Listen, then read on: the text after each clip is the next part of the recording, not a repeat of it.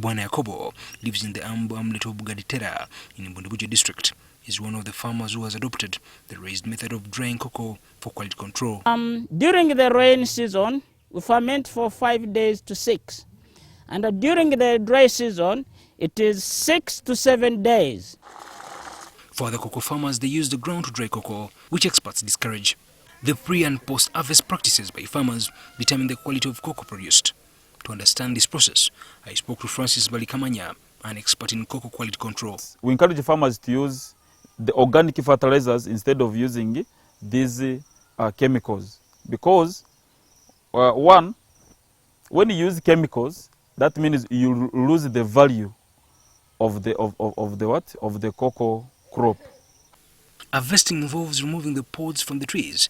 The pods are harvested manually by making a clean cut through the stalk with a well-sharpened blade without damaging the branch that bears it. You harvest. Harvesting, we don't just harvest any pod from the garden. We harvest ready or ripe pods. For example, this one, in this type, it is ready. So, and when you are harvesting, you don't just turn the crop with your hand. You have to use a sharp object. Sometimes the pods are transported and are fermented before splitting. When you are splitting, we don't use a sharp object like this. For example, you cannot split using this because it is sharp. So when you use this one, as you are cutting, you will be cutting the seeds inside. And that is not good because it will cause mold. If the pods are opened in the planting areas, the discarded husks can be distributed through the fields to return the nutrients in the soil. After extraction from the pod, the beans undergo fermentation and can be carried out in a variety of ways. However, all methods depend on removing the beans from the pods and pinning them together or in a box to allow a microorganism to develop and initiate the fermentation of a pulp surrounding the beans. After breaking, you take for fermentation in a store. Fermentation is supposed to be taking place in a store. What do we ferment with? We ferment using fermentation boxes for the farmers who can afford a fermentation box. Or sometimes most farmers use banana leaves when they are fermenting.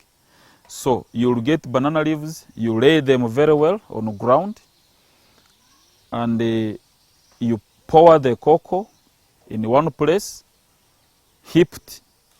After pouring it, you'll bring other banana leaves and you cover very well. You cover very well because you want to encourage heat. There must be heat in what you are fermenting. The temperatures must be high.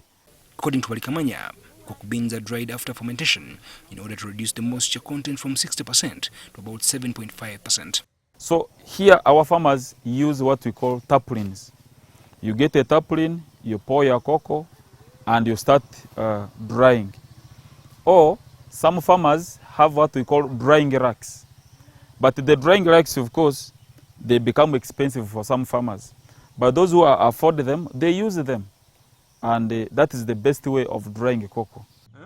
Before placing them in bags for delivery, Balikamanya warns on mixing cocoa with other products.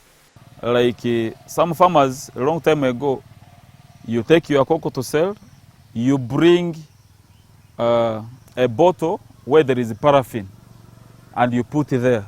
It's not good. You have to take cocoa pure because it will not be contaminated. Next week on The Farm, we'll examine the role of Mbundubujo Cocoa Cooperative Union towards emancipating farmers in the area. Kimuli Kigozi, NTV on The Farm.